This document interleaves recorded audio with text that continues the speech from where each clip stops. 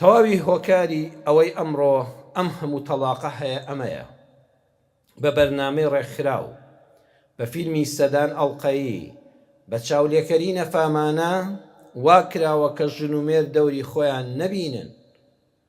ژن و مێردەکان زانایان فەرموویانە چوار جۆرن.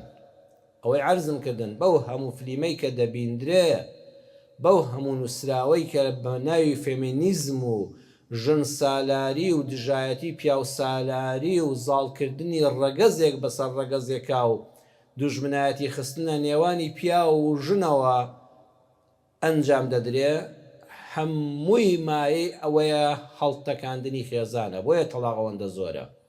بەڵام زانایانی ئێمە لە دێر زەمانەوە فەرموویانە چوار جۆر ژن و مێرد هەیە. جۆری یەکەم پیاوەکە پیاوە بەڕاستی ژنەکە